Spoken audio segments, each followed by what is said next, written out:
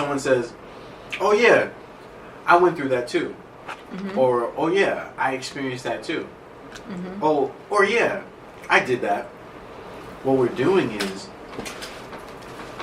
we're depowering the person's experience and their feelings, right? We're dismissing it because we're saying, oh, because it sounds like what you went through is what I went through, I already know it. I don't need to look any further, investigate, because I already know what happens. I lived it.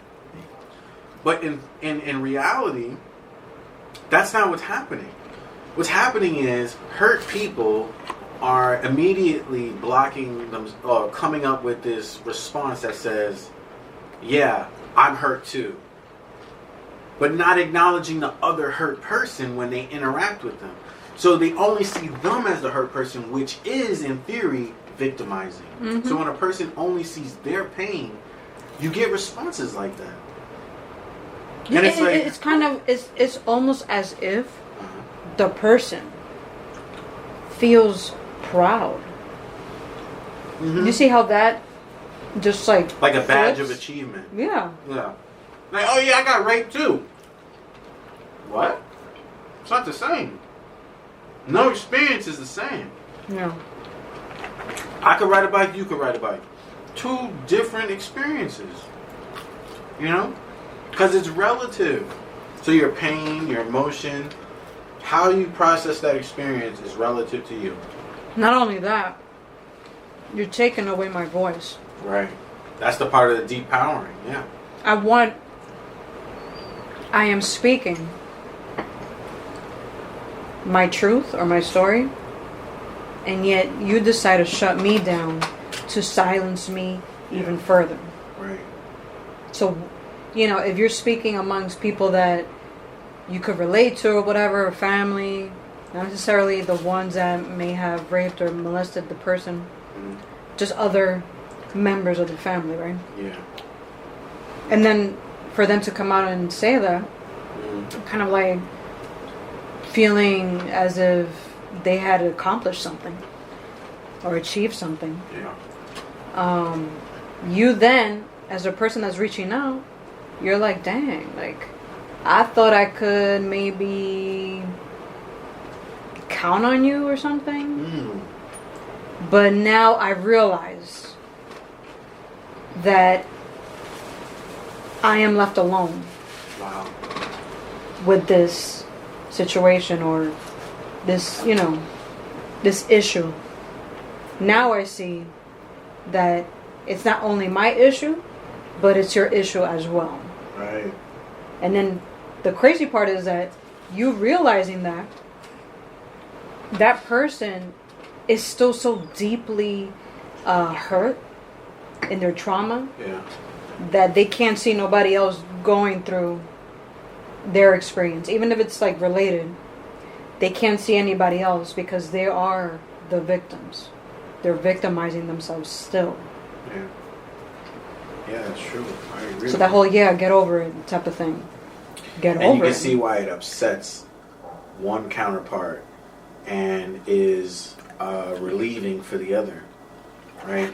So the person that says, oh yeah, I experienced that, it's relieving for them to say such a thing, because now it also tells them subconsciously, you don't have to listen anymore, And so then the person that now is like, well, the other person then is feeling like, well, damn, like how, like, you didn't even hear me out, you know what I mean? Like I could explain how it's different, or I got more to say, or how can you just dismiss me so quickly in a moment like that because you think that it's identical to your experience, And then there's another one that we could take it and think this way, right? Or when they say, oh, that happened to me already, like, like trying to dismiss it, is really not dismissing just you and your story. No. They just don't want to talk about it. Avoidance. They're avoiding it. Why? Because they don't want to replay their own traumas again. Mm-hmm.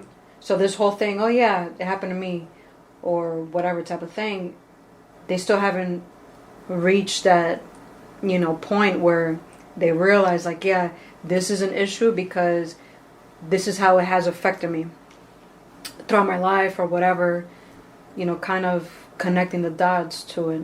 And then also approaching that conversation not as hostile, but more of kind of like welcoming, or, you know what, maybe there is some part of awareness that I'm not, knowledgeable about, or... It does require vulnerability to see yourself like that. And then that's another thing. Once trust is gone, you really don't want to get into it. The fear of, or the trauma repeating is what prevents you from the trusting part. Yeah. Or the reaching vulnerability so easy. And it takes time, it really does, because then over time, then the person sees that there's more people that are willing to be trusted and listen, and they're like, okay, the world is a big place. That did happen to me, but I'm surrounded by good people, so I think I can, start being a little bit more vulnerable. I think that has a lot to play with it too, Our environments, it's not just like where I live, but who I surround myself with. If I'm surrounding myself with people that bully me verbally and, psychologically, then I'm never going to, really see myself and understand myself. And that happens a lot in families. Yeah. Where bullying actually does start in the family. Or like bullying is looked at as a form of endearment, a sign of endearment. Like me joking or cutting ass on you is me telling you I love you. That has developed into a psychological culture, amongst us. I'm talking particularly black and brown right now. Like, we do that. We see one of our people doing good things for themselves. The first thing we do is make fun of it, subconsciously. Oh, who you think you are now? Like, we have to cut ass in sense to compare them to, oh, in a funny way, I'm proud of you that you became someone successful, but just remember, you still look doofy. Or so. Like, it's like we can't just be genuine and say, man, I'm really proud of you. Thank you. You're inspiring.